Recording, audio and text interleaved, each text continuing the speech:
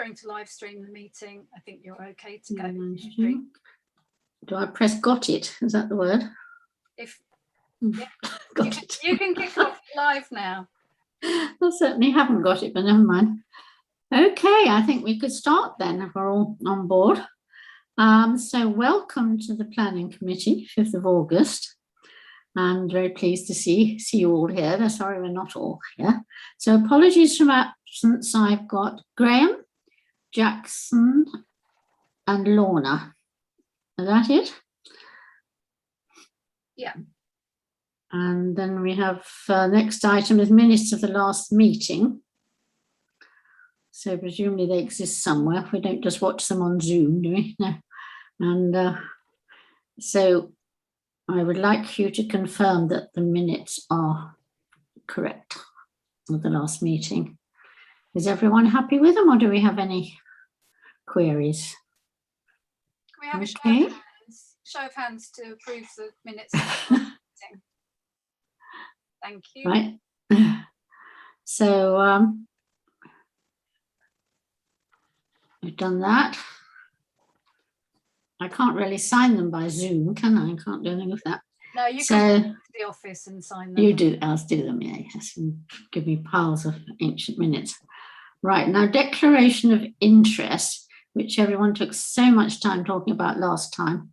So I think I'll assume that if you at any point feel you have to declare an interest in anything we're discussing, if you could speak then. Item 4 is the public forum. So that's everyone who's watching, welcome. And then 6, we go on to plans. So I don't know. Yes, we did have some discussion about that there should be, sorry, yes, Alexa? Could I just mention that in place of the public forum, we have received quite a lot of emails. A lot of them were still coming in until quite late this afternoon. So as many as I got, I have forwarded to you. Yes, there seem to be masses. So I haven't had a chance to acknowledge the people who've sent them in, but even Margaret Matthew, our previous clerk, she emailed this afternoon and said, oh, I hope I'm in time. So just to let thank you. Yes, well, thank you for sending them on. There have been masses coming all afternoon. But there has been some discussion about how we should filter all the applications that come towards us. And I understand, I think Alison was suggesting they should be checked. And then Alexa was saying that Tracy's going on a course and will be frightfully good at pointing out the ones we don't need to look at. But for tonight, I think we'll just go as quickly as possible over ones that we feel we don't know. Paul, would you like to say something? Paul Mason? Yeah, I mean, obviously that comment for the public related to our efficiency, which I think Alison was absolutely right about. Yes. The question is that, of course, everything will be considered.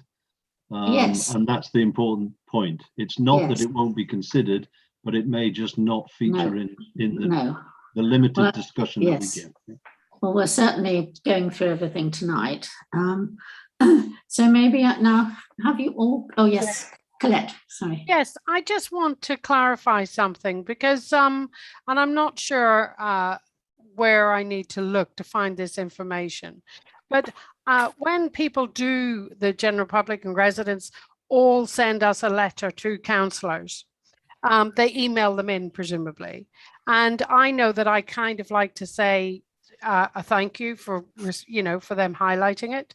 But I think, Alexa, you were saying that we're not able to get the email address of the people who send things in or whatever. And I just want to know where I can find that information and regulations or whatever. My concern was not about thanking someone for what they'd sent in. The emails come to me, not to councillors, so they come to the clerk. Sure. They're not directed to councillors.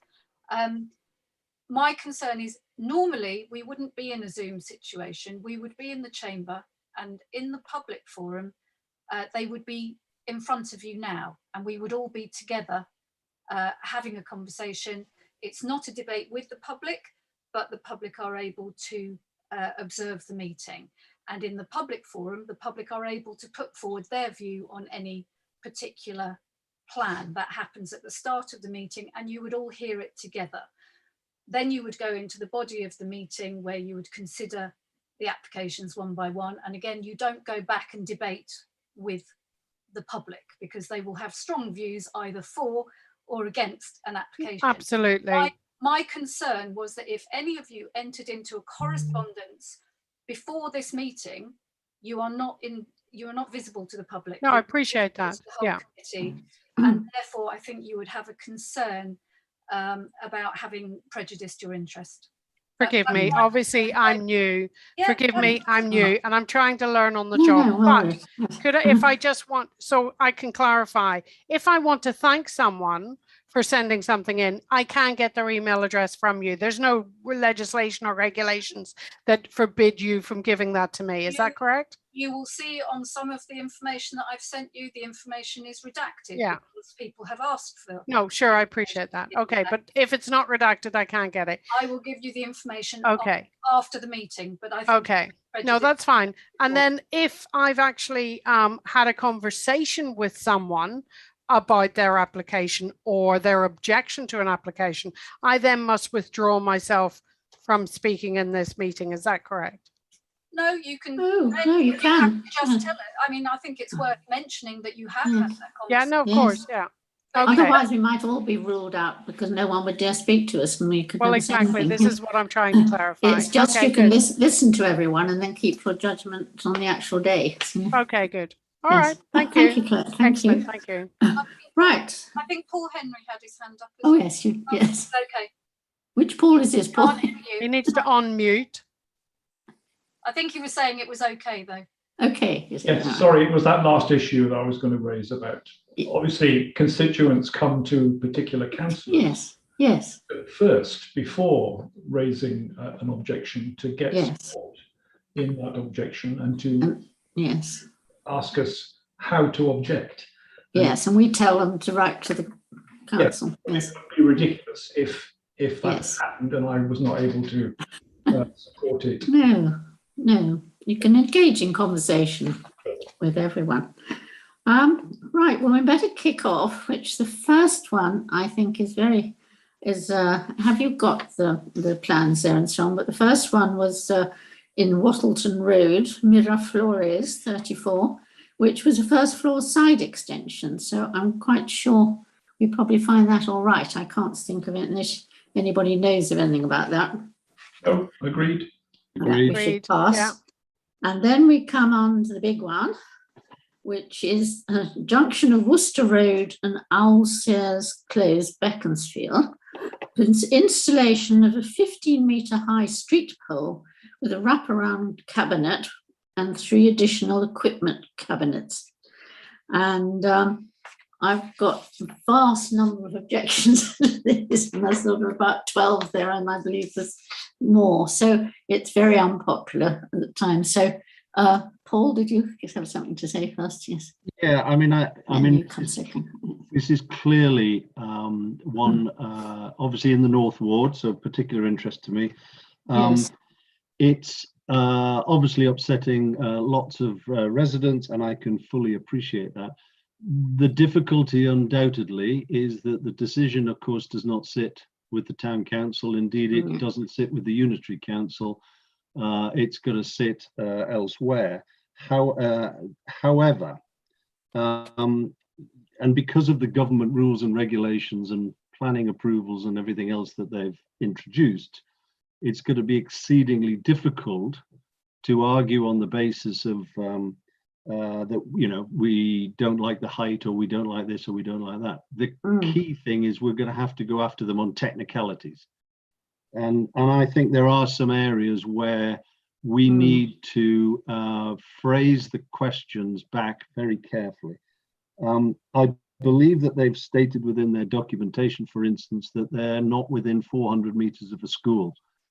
I believe they are within 400 meters of High March School. Yes. So that's a technicality that they, I believe, have failed. I don't believe that they followed the correct procedure with respect to site selection.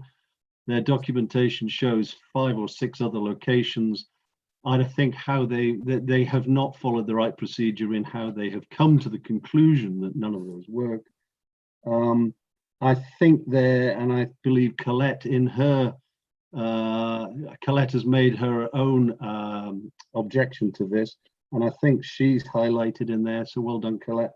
Noise policy, for instance. These cabinets are going to have air conditioning units, and they are going to be presumably at various times of the year having to work very hard to keep everything cool. So, and I think finally their conclusions here are just not specific to this application. They just seem to be generalist conclusions. They copy and pasted, I think. And I think therefore those are the main issues that we need to go after. Is it thank you, Paul. Do you think it's a good way to suggest other places they should put it, you know, such as in a main street, in a car park, in that centre? Because I mean, I just feel, I mean, most of the objections I've got, they just think how ridiculous to put it in the middle of a nice residential area with low housing. I absolutely agree. I mean, the other thing is, if they were at a greater height, they would get a longer range, and therefore they could put it in a completely different place. And none of that's been considered in here. No, because we've got lots of car parks they could put in, I would have thought. But now I've got lots of hands, so it's Colette next. Yes, I've already made my objection online, so I've already stated very clearly in a 6-page objection. So I'm absolutely incandescent about this. I think it's disgusting. I think they've been lazy. I think the application is lazy. I think they have been in consultation with the council, but this is a prior approval application. So therefore, personality and characteristics aren't necessarily going to play such a huge part as their application is. And I think for people who are objecting, they need to understand, and we need to point out all of the very valid points that Paul has made about their application isn't sufficient. So it is not sufficient. And so that allows the council, under the policy planning framework policy currently, it allows the council to reject it because it's pre-approved. And we need to find a reason for them not to go ahead with that approval, that prior approval. And the only reason we can do that is on the technicality of their application. And their application is very wanting. So I'll pass over to Alison. Yeah. Thank you very much indeed, Colette. Thank you for that. Alison, I think you were putting your hand up there. Thank you, Deirdre. I would like to propose that the chairman, I don't know if that would be you, Deirdre, or Graham, Graham really should make a full detailed response to Bucks Unitary Planning Department.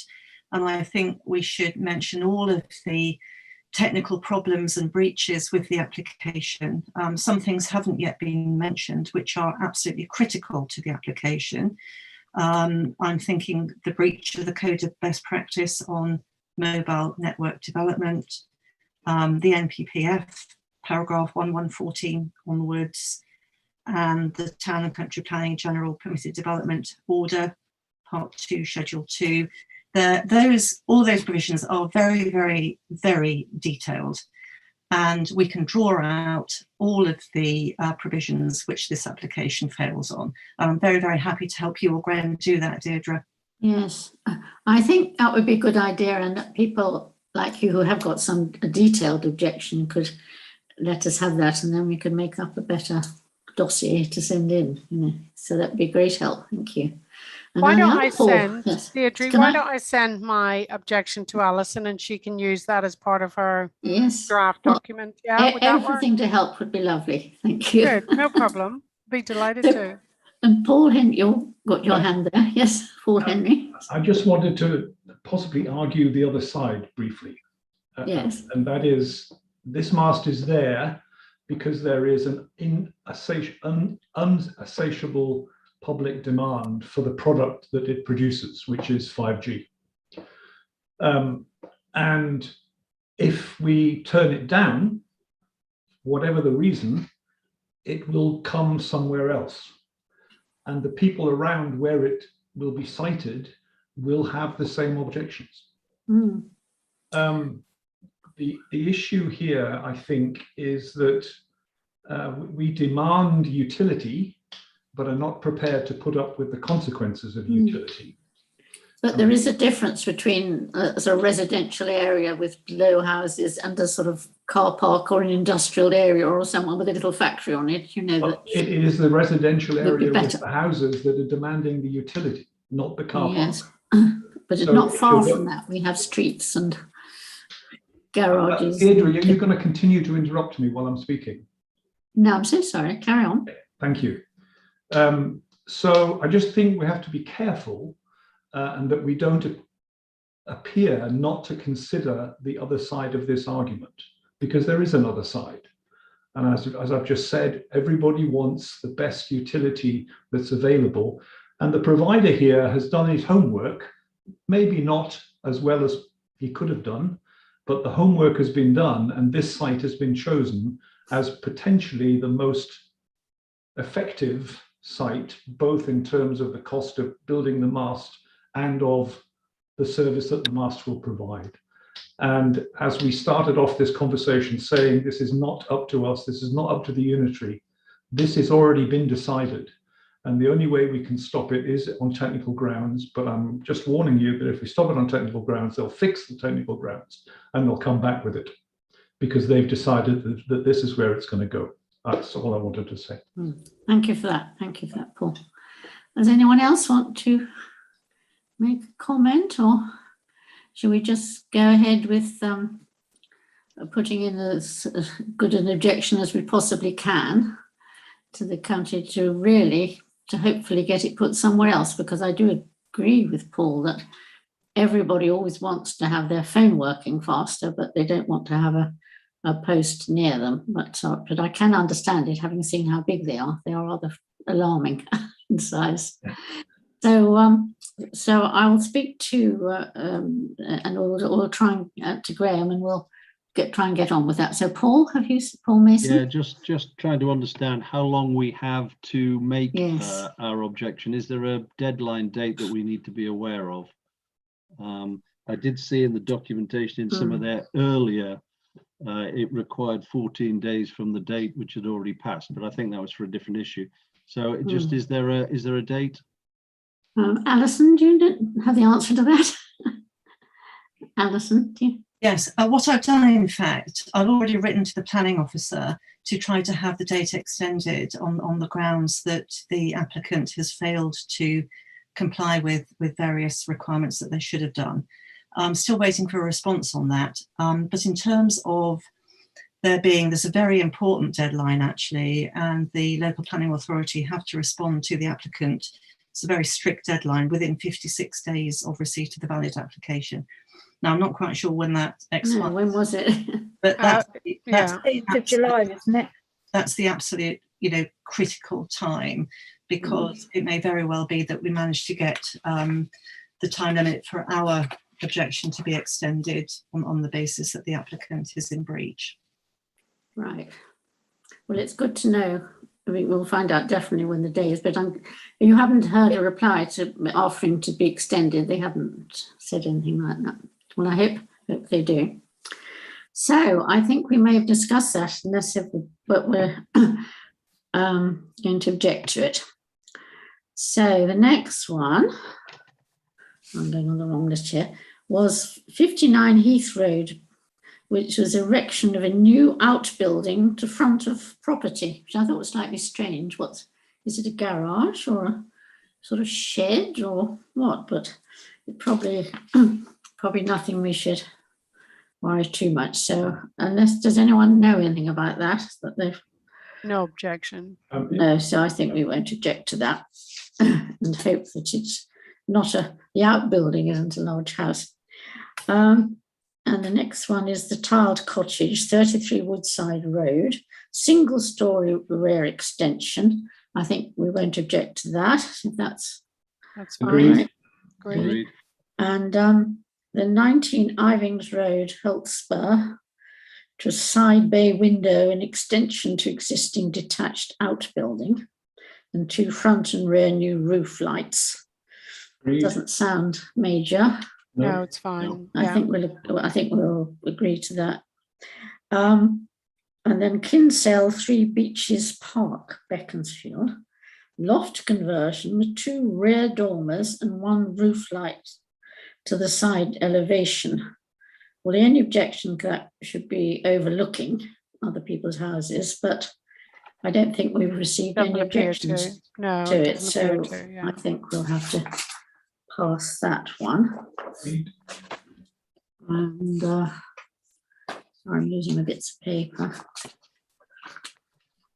The next one is Cleves, 5 Sandalswood End, which is a demolition of an existing outhouse and part existing garage, and construction of a single-storey front side extension. Well, that sounds as though they're just tidying up the bits and pieces and making better use of the area. So I think we should agree to that. Are you Paul Mason? Yeah, no, I did take a look at this one. I Have you? Good, yes. don't have a problem in principle with this. However, the existing garage is connected to the neighbouring property. And then they aim to effectively put a side passage between the 2 properties. So effectively their extension will not go all the way to the boundary. So I think somewhere in there, I'm sure that they just need to make sure that the party wall rules need to apply. They need to make sure that they don't leave any damage to the to that sort of joint wall.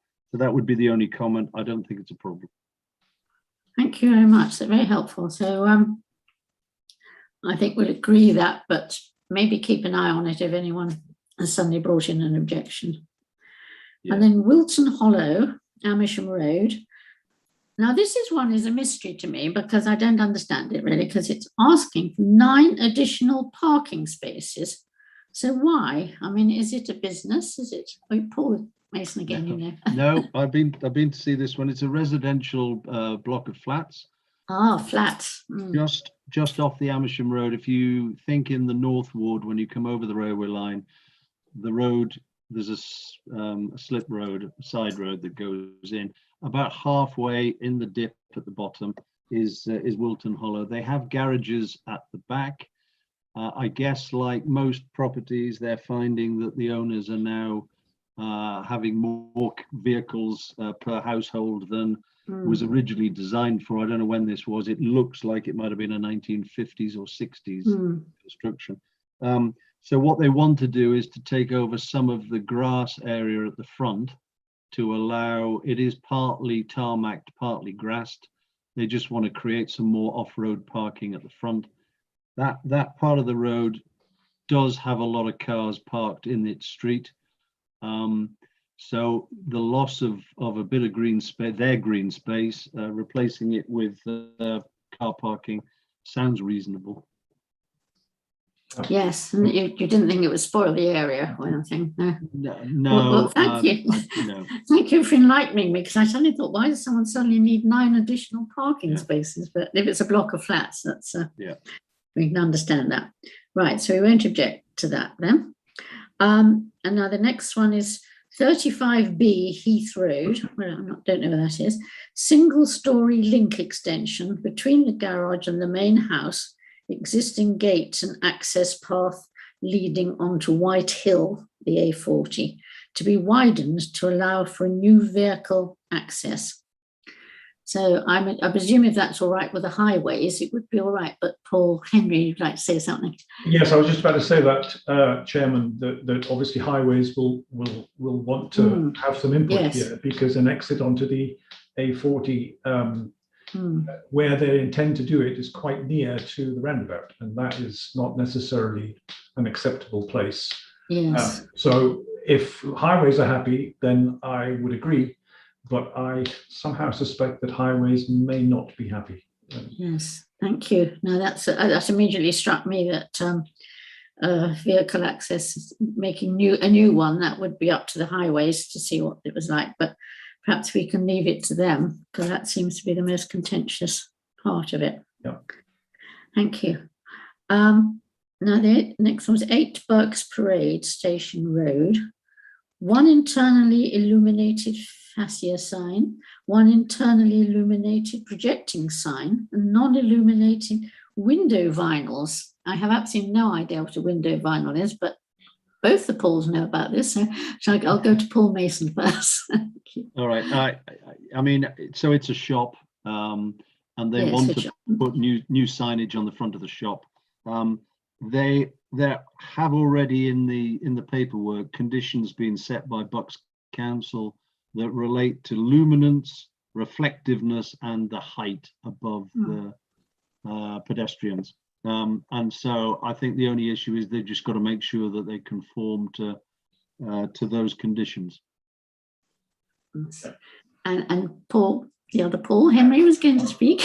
I was going to say the same thing again, but I'd just like to remind you that there was a rule for many, many years until quite recently that there would be no internally illuminated signs in Beaconsfield at all. And that was very rigorously supported by the council. Obviously, I was going to say in my absence, that has gone away, I suppose. What does it mean internally illuminated? It means they've got a light bulb inside the sign and the sign is outside the property. Yes. So the whole thing is like a big lit up thing. Yep. Yes. Well, it sounds as though it's probably all right under current rules. So unless we hear that it's twice as big as we expected. Yes. I think if Buckinghamshire has allowed it under the parameters that they've set, then we can have no objection. Because, okay, well, thank you for that. Yes. So I think we have to agree to that. Is everyone happy with that? Now, then we come to another contentious one, which is 121 Holtspur Top Lane, Holtspur, which is demolition of existing house and garage and erection of 2 semi-detached dwellings. And that, I think, was it Paul, both Paul's here, but Paul Henry, you're the one that objected to it. yes, I've sent you all this afternoon copious amounts of paperwork on this one. This is an outrageous proposal to replace a small, modest 3-bedroomed house on a narrow plot with a 4-story, just remember 4 that, stories. 4-story duplex, or what's it called? Where 2 houses have a common wall in between them. Semi-detached. Semi-detached. That's with a 4-story semi-detached monstrosity with a flat roof, and there are no other flat roofs. Yes, I saw the flat roof. At all, right? Dreadful. And the problem with this is that they have extended the size of this building to the boundaries on either side, taking as a justification, I assume, the fact that the existing building is at a 45-degree angle to the plot. And they've taken the measurement from the outside corners of that building and assumed that that was the permitted building line, when in fact, with the balcony that they're proposing on the front of this building, it is 5 meters further to the north than the building line of the houses on either side. And the particular damage that this would do would be to 119, where an enormous proportion, a large proportion of their light would be blocked out by this bulbous extension building that they want to build. There are many reasons why this is a bad idea. They are all listed in the paperwork that I sent to you, and I hope you had a chance to read them. I have, yes. But I also I sent some photographs taken this morning. Yes. There is a house 3 houses down the road, not on the bend, on a straight bit further down the hill, and there were 15 builders' vehicles parked on the side of it, Hotspur Top Lane this morning late. And it was impossible to get past all 15 because they had allowed no nipping in points. So there was chaos. Cars coming up the hill, cars coming. Now, this is not a planning reason. I know it's not, right? But unfortunately, if this were to go ahead, a much bigger development right on the corner of the most difficult part of Holzper Top Hill, Holzper. Holzper Top Lane. So I think we should most strenuously object to this development. Okay, thank you, Paul. So I'm going to go to the next Paul Mason. No, go to Colette was first. Yeah, Was thank she? you, Paul. Yeah. I'm I've sorry. already done an objection, as you know, online about this, and I agree with everything you've just said, Paul Henry. I think it's absolutely disgusting that a developer would even consider that this would be proportionate, and I think that we have to make that in the strongest terms. And perhaps again, if I could suggest, just to help Tracy out, particularly as you're, like myself, learning as we go. Maybe, Paul, you would like to write the response from the town council for Graham and Tracy.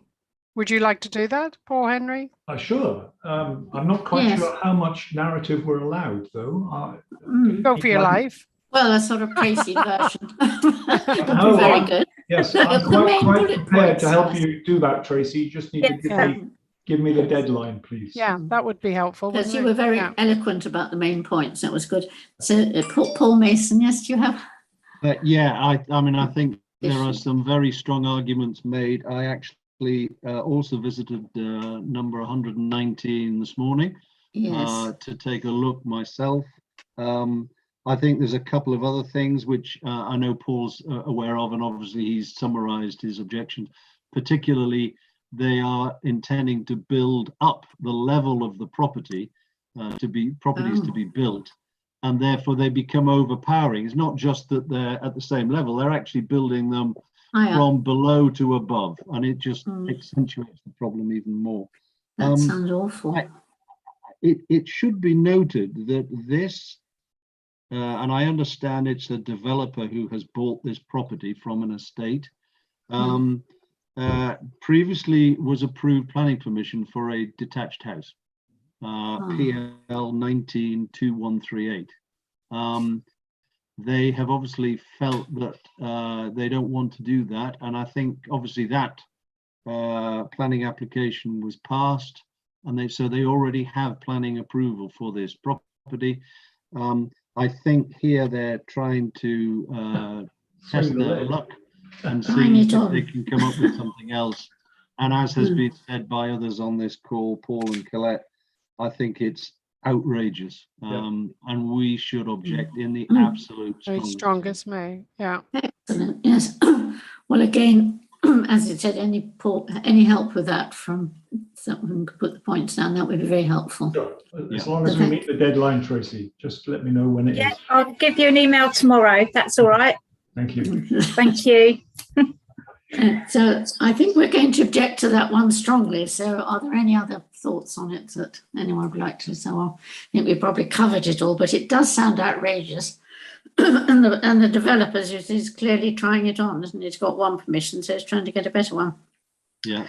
The next item is Firefly, which is 10 Brownswood Road, single-story rear extension to form a loggia, second floor attic conversion, including 2 front and 2 rear dormer windows, new porch and internal alterations, detached single-story pool house, and an outdoor swimming pool to go with it, to go with the pool house. So it sounds very large development of a house, but I don't, Paul Mason, do you know something about it? Well, just to say, it is quite a large property on Brownswood Road.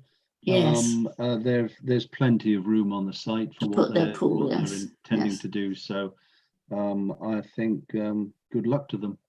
Yeah. Yes, it sounds as though it's going to be rather lovely at the end of it all. So we'll hope so. Does anyone? Paul Henry, you wanted to comment? Were there any objections at all? No, I didn't see any. No. Okay. No, I haven't received any. Yeah, then fine. Yeah. So, well, I think we'll allow that and keep our fingers crossed. It's nothing too dreadful. And then the next one is 9 Woodway, Holzper.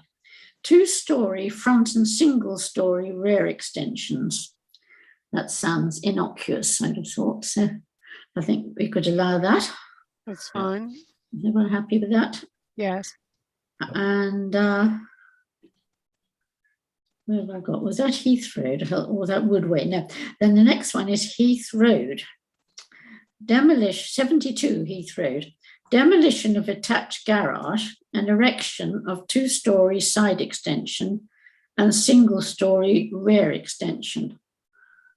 Paul Mason again. Yes. Yeah, I didn't understand this because there seemed to be 2 planning applications with different numbers for the same property. I Oh. didn't have a I problem. did check that, yeah, and I just wondered that as well. Yeah, so Really? Yes. I Could look didn't have a into problem that, with yes. what they're trying to do. Alison, you have some comment. What would you like to say? Yes, I just wanted to say in answer to your query, Paul, one of them is a flat roof extension and the other one is a sloping roof extension. So they are slightly different. Ah, so Gosh, that's unusual. Yes. So And what do we obviously, think? well, you're allowed to do two Yeah. planning applications at the same time. Yeah. So, Yes. yeah. There's nothing too weird about it. Yes. Yeah. Well, I think we did- should probably allow that. Are we yeah. agreed to that? I Yes. don't think there were any objections. No, that's the main thing. And then, oh, I see. Yes, I'm on the next one, 72 Heath Yeah. Road. Yes, demolition of garage. Yes.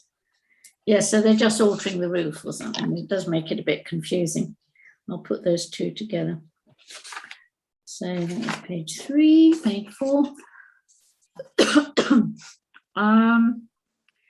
Now this one is like, this is 21 Aylesbury End.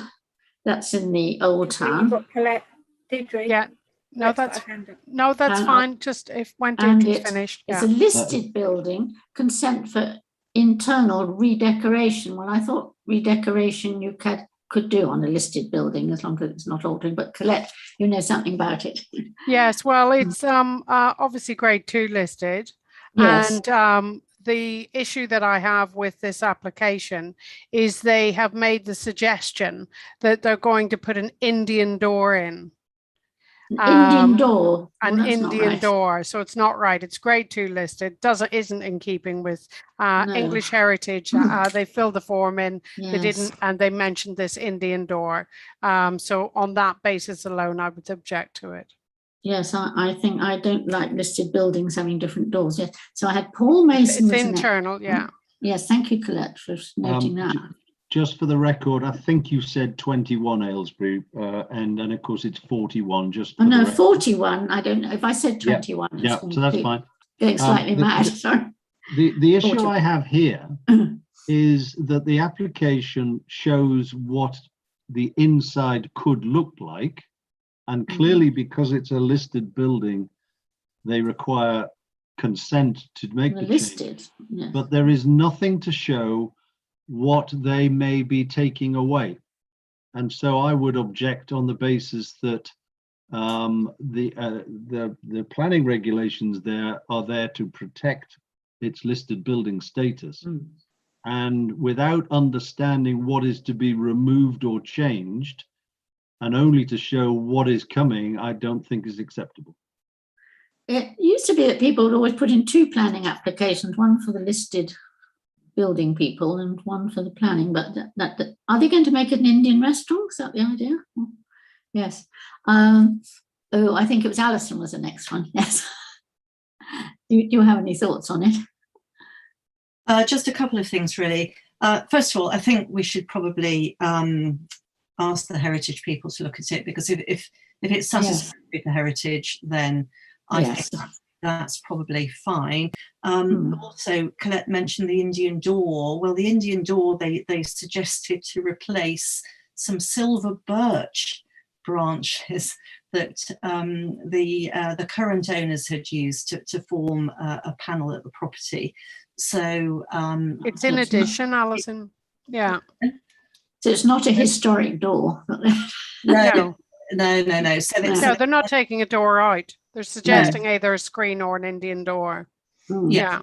But it was proposed to take the place of some silver birch twigs. So it's not Mm. the Indian door is replacing, Anything nice. ancient piece of the building. So you're okay with the Indian door going in the grade 2 listed building? What I said was we I should agree it should go to the listed people. the heritage people should. Yeah. Heritage, yes. English I don't know. heritage, yeah. No, And- not and if- No. It's No, not No, no, says Paul Henry. The conservation officer at Buckinghamshire Conservation Unitary, officer, that's the word. right, will be all over this. Grade 2 listed in Beaconsfield, London End. He'll be all over it. I don't think we have to worry about it. He'll make No, well, that's sure what that I. he'll make Yes, sure that they comply. Absolutely. that's what I feel because they're quite strict, I think. And Good. we'll look at it, but I just want to know, have they applied to them? Paul Mason, yes, sorry. Sorry, just to be clear, it's Aylesbury End, not London End. I Sorry, think my your point apologies. still Yes, stands. Aylesbury. Yeah. Yes, yes. Do we know where it is? I mean, I'm trying to think of what's there at the moment. It was Zizi's. Oh, it was Zizi's. Ah. Oh, well, I'll go and inspect the door at Zizi's, and I think they've just got boarding up now. I don't know what they've got. Yeah, unfortunately they do, which is horrible. Oh, well, so shall we sort of say we'd object if the conservation people didn't, but we'll leave it to the conservation people to object for us. Yes. So Well, pass we it should on to conservation. We should object. So, No. yeah. Right. Thank you. That's good to know where it is. Then 37 Butlers Court Road, non-material amendment to planning permission, and that's in brackets, is a 2-storey front extension with porch, single-storey rear, and alterations to windows, which already has planning permission, to allow for a change from facing brick to match existing to part render, part facing brick. No objection. That sounds a technicality. Paul Mason again, you have a... Yeah, I mean, with Yeah. Paul, I think they're actually being considerate because they cannot get the original bricks or anything equivalent to the original bricks. And Yes. so all the colour match would be terrible. And I think they're there for addressing it in the right way. Right, thank you. So we'll agree to that then, you know, happy with. Now, exciting one here, Beaconsfield Town Council Road. Declare an interest. We may all have to absent ourselves. Certificate of lawfulness for proposed bottle filler drinking water fountain on the Town Hall Green. Well, I'm assuming it's going to be lovely. I'm hoping it will be lovely. You know, it's taken the WI 2.5 years to get this bloody fountain approved. 2.5 years. Unbelievable. What So has can we- held them up? Has it got a marvellous design or something? No, not at No. all. It's a water fountain. You know, Can we it's- ask for an acceleration as opposed to an objection? Speeding up, please. Yes. Yeah, no objection. Okay. I'll put hurry up on there Yeah, that'll do. so they'll have water for next summer. Yes. Okay. And next one is Foxwood, 9 Curzon Avenue. Non-material amendment to planning permission, which was for part 2. Deirdre, I'm really sorry to interrupt you, but I did notice when I was looking at this that this was already approved on the 3rd of August, so I don't think we need to even consider No, it. Yeah. I think we'll ignore it. And there was a bit I quite liked about it. It said that they were going to have a mono something render crouch Monocouche. instead of pebble dash, which I thought good, and brown clay peg roof tiles, which I think are normal, aren't they, instead of grey concrete roof tiles. Well, what an improvement. I think we should definitely agree to that, because we don't want grey concrete tiles, really. So I think we'll have to, as Alison suggests, we'll pass that one because it's going through anyway. And the next one is 55 Holtspur Top Lane, Holtspur. Another certificate of lawfulness for proposed loft conversion, incorporating a hip to gable roof extension, rear dormer, side windows, and 2 front roof lights. Well, I presume that's covering something they've already done, is it? So, certificate of lawfulness. Can I ask a question? I'm not quite sure what a certificate of lawfulness is. I think it's retrospective. So, well, no. So I looked it up, right? Yes. And it seems to me that a certificate of lawlessness is a shortcut. Lawfulness. Lawfulness is a shortcut to planning permission. Ah. In that, if you think that the thing that you're requesting planning approval for will get planning approval, you can apply for a certificate of lawfulness, which means that the council is saying that it will not take you to court subsequently if what you put up doesn't meet the rules. Have I understood that correctly? Can anyone elucidate on that one? Who would know that? How about Alexa? Alexa. She's putting her hand up. Good for Alexa. On mute. You thought I wasn't here. So a Yeah, certificate, no, you were hiding there. certificate of lawfulness, the idea is to say, if we were to give you a planning application, would this be in order and lawful to go through? So effectively, they process it as if it were a planning application, and they check out whether it would be permitted. So with things like the water fountain on the town green, we've already been through a huge number of hoops where the Secretary of State has given permission because the town green is common land. The Secretary of State, right? The land is owned by Buckinghamshire Council, originally was by South Bucks, but has moved. However, it's maintained by us. If we apply for the planning on that, because we are a local council and we maintain that land, we don't have to go, it will go through as permitted development. Whereas if a private individual were to try and make that application on that piece of land, which is common land and all the other things, they would probably not be successful. But really what we've done is we've gone through a lot of hoops. Secretary of State's given permission. Buckinghamshire Council have already given permission as the landowner. Beaconsfield Town Council have already agreed to take on the object and maintain it. And we've also narrowed the development so that it takes up 0.36 of 0.36 on the town green. So the chances are it will go through, but it's a technical exercise. Boxes have to be ticked.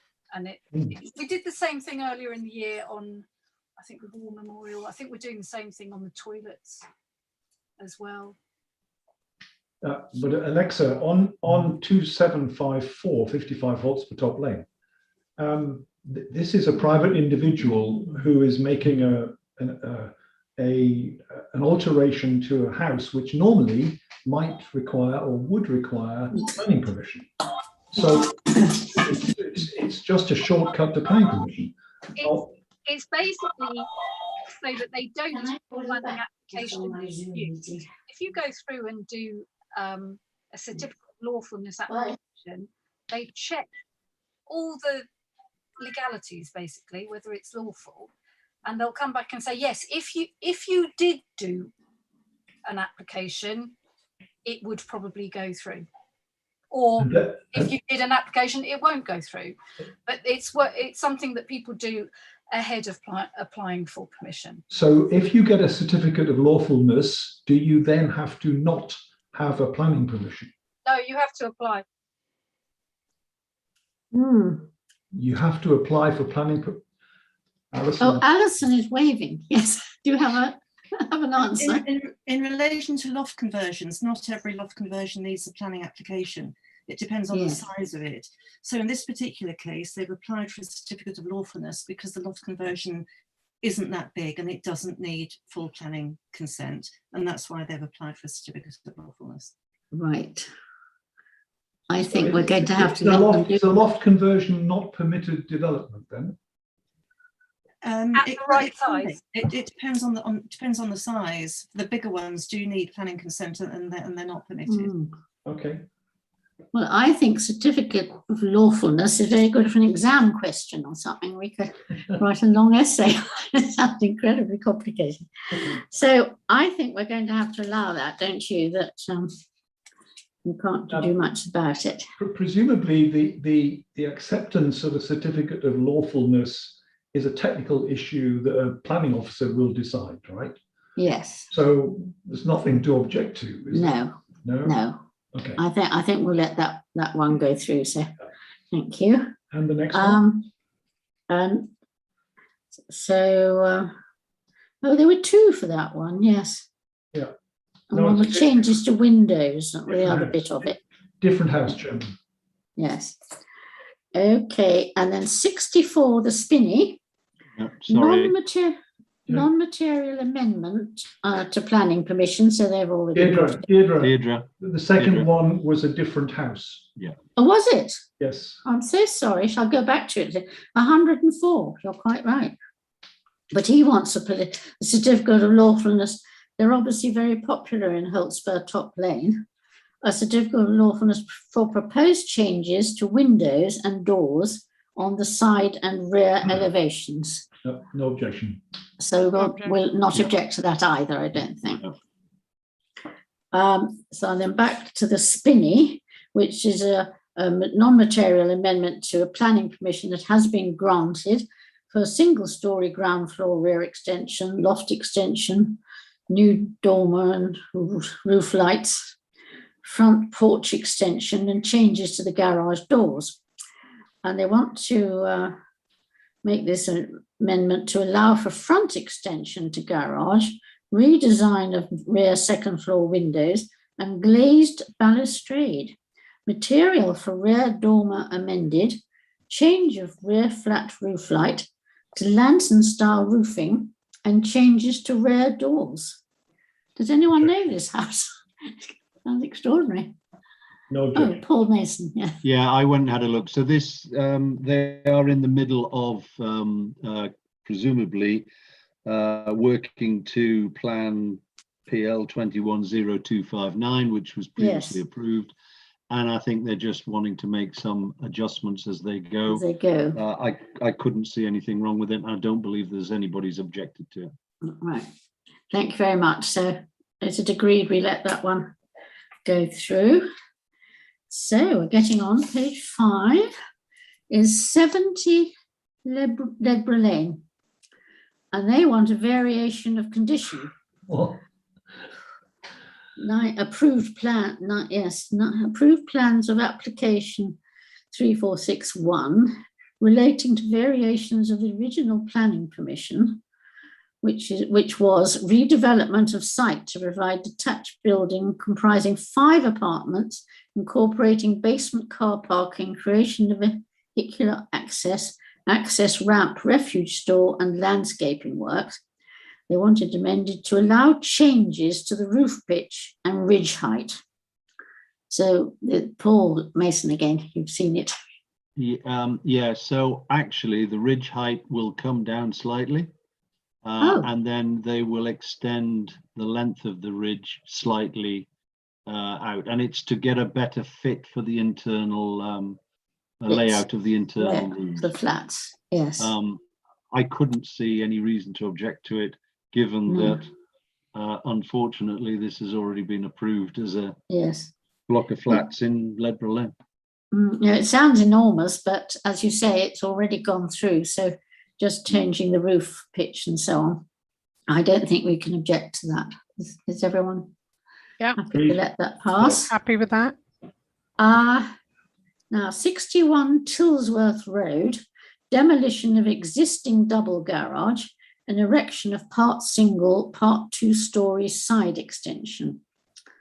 That sounds to me pretty normal, sort of making your house bigger by going into the garage. But Colette, do you? Yes, I just have a question, actually. I'm not sure, maybe Alexa can help me with this. If you look at the plans, and I'm not sure how precise we need to be, but the actual extension extends beyond their neighbour's back. So they're actually going out a couple of feet beyond the adjoining neighbour. at the back. And my knowledge is limited to the point where I thought you weren't allowed to do that. But this, and it's only a couple of feet. So I'm not really sure whether we should be getting involved in objecting for a couple of feet, and if the case officer thinks it's okay, or if we should actually be saying, well, hold on a minute, that's not really what we should be doing at all. No, we object. Alexa, Well, sorry. Alexa has the answer, I think. Yes, I mean, normally, so first of all, if it was ground floor only, you really wouldn't say anything because it's not really going to have any effect. If it's second floor and going out further than the neighbouring house, what you'll find, first of all, you're quite right, Colette, it is a technical exercise, it's a technical job for the planning officer, and if it's gone too far, they will say so. The general rule of thumb is, first of all, people are not entitled to a view, but they do have a right to light. The right to light actually has been replaced by other legislation, but it used to be a right to light. And the idea is you couldn't just build out, you know, miles and miles and miles, and suddenly the neighbouring house would lose all of their light to those windows. So the rule of thumb, it's, and you can look this up or Google it, is the 45-degree rule. So a right angle. If you were to put a right angle in the middle of the upstairs window of your house, and let's say it's the next door neighbour that's extending, so you would put that right angle in the middle of the upstairs window, and where that line intersects the boundary of the neighbouring property and onwards to their house, that's how far they can build out. So they can build out all the way to that 45-degree line from the middle of the upstairs window, because that's where they're saying they're not really going to lose any light from that thing. Okay. So, Paul Mason, yes. That's from a window. Obviously, if somebody were to build a brick wall, and I'm thinking back to 121 Hotspur Top Lane, Yes. then how does the 45-degree rule apply there? Because at 121 there are no side windows, is my recollection. No, it's the window on my house. So I'm the neighbour. Ah, sorry. Okay, I It's misunderstood. on my window. Yeah. They're not allowed to build any windows on the side upstairs anyway, or if they did, They have to be probably frosted. Have to be up here. Sorry, Yeah. I misunderstood. That's Right. okay. It'd be, I'll draw it for you next time. It's easier to explain with a piece of paper. If I recollect, there are 11 windows on the side of 121 plan. Yeah, you are right. Yeah. Sorry, I was thinking. The picture I'd seen, of course, didn't show this. Yeah. Therefore, on 61, I'm saying no objections. I'm going to let the case officer decide, but I will keep an eye on it and see what they come back Keep with. an eye on it, yes. Yeah, Right. yeah. Thank you. Sorry, can I just say one thing extra? I'm a little concerned about the removal of garages over time, because when the estate was built, the Wattleton estate was built, there were some standards, and part of the standard was that every house on the estate had a garage. And having said that, when I built my extension of my house on Wattleton estate, I too converted the garage. But now that I'm a responsible councillor, I'm just wondering whether You're going to put your car in it. whether the removal of a double garage on Tilsworth Road, where every other house has a garage, is Yeah. anyway. It's not. Yes. No, I think we've lost that one. I think because Yeah, everybody's we lost that one. Yeah. Okay. they use the garage to make the house bigger. You see. Yes. So what do you think? I think we've got to let that one go unless there's some extraordinary thing happens. Now I hope I'm doing that. It's 54 Wattleton Road. I haven't said that one, have I? First floor side and rear extension, single story rear infill extension, garage conversion, additional side windows and alterations to roof, including construction of front and rear gable ends. Quite substantial. Isn't it? Wattleton Road, does anyone? 54. They're all I've got no Sounds question. reasonably all right to me, but I don't know. There are no objections from the neighbours, so And the neighbour, yes, because it's really of the sort of next door neighbour that was Yeah. dreadful, but sounds as though it's all right. So I think maybe we should pass that. Yeah. And then 3 South Way, Hotspur, demolition of conservatory, erection of first floor side extension. I suppose that's where the conservatory was, and front porch, changes to doors and windows. And that is an amendment to planning permission they already have. So I think I would allow that if Yeah. it seems Yeah. to be And there were nothing no too objections. radical. And I think, where are we now? Trees. I seem to have got onto trees, but I don't know whether I missed a chunk out somewhere, have I? Hang on, we have supplementary ones, yeah. The supplementary plans, yes, all of which we already covered. which we've covered really. Yeah, 121 is. So we've 18. covered Hotspur Top Lane, have we? Yes, Yeah. that one. Mhm. And It's then the Chesterton next- Green. Was Chesterton Green.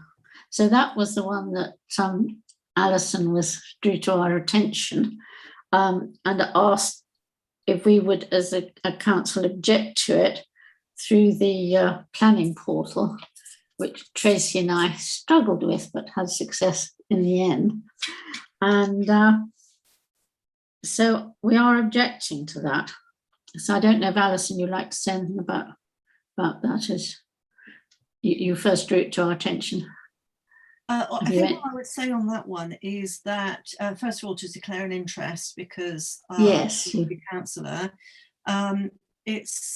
it deserves further scrutiny, which is why I believe it should be called in.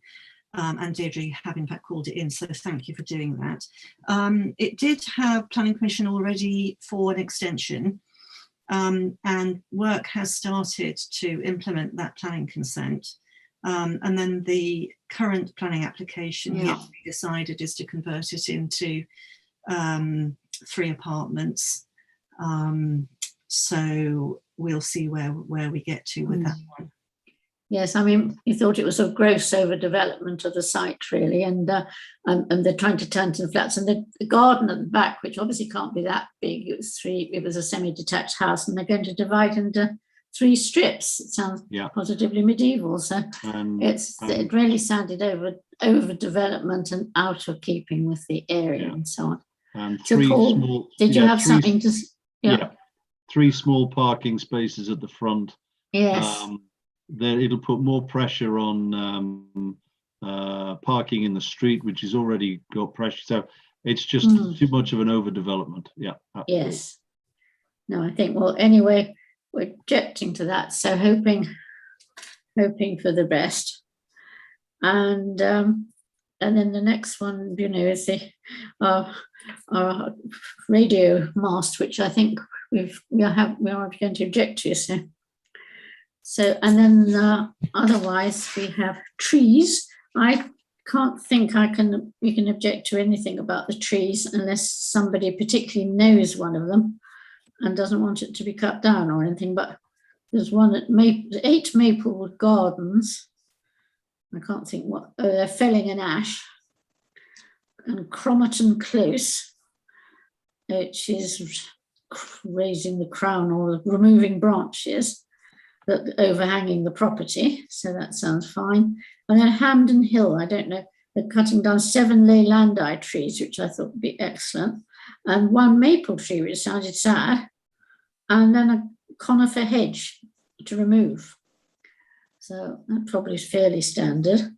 And then Beachfield House and Burgesswood Road, there were works to tree in accordance submitted arboricultural report. So I think we must let them get on with that. And in 1 Beaches Park, a red oak to reduce by approximately 3 meters in shape. So I'm sure that would be lovely. So I think I've covered all the planning bits. I hope if someone's suddenly noted I haven't, do shout. So that really covers all those.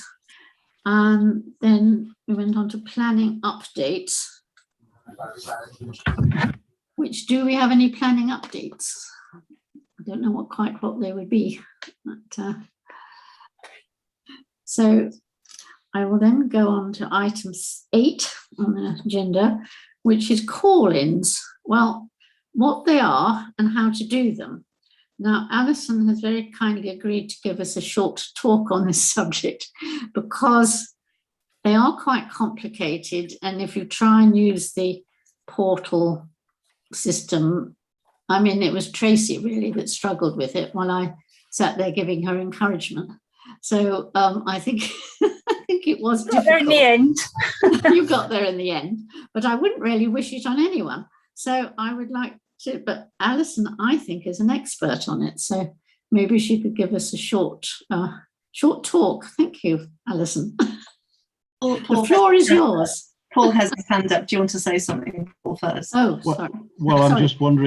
just wondering from a resident's perspective whether this is a useful for them, and might we therefore take it offline, and that might, I just make that as a recommendation. But that's up to you, Alison. Yeah, no, I think it's a good idea. I think it's a good idea. Anything Paul. that would make it easier. Yes. Anyway, Alison. Yeah, no, I'm happy to do it in a you know, offline. I don't think it's something that the public will be particularly interested in. It, you know, I'm just talking about the time limits for councillors to do various things. So happy to do that offline. Agreed. Okay, in which case, Deirdre, do you want to close the meeting and call the time? Because I did put it on the agenda because I knew that people wanted to talk about it, but it's not really something for the planning agenda. Yes. So Okay. I'm quite happy that you close the meeting. And I think And any further information, perhaps Alison will help us with as we go along. So, carry well, on. You can bang your imaginary gavel, all right. Yes. and then I will Oh, close. it's a bit of a tap. Yes. Okay,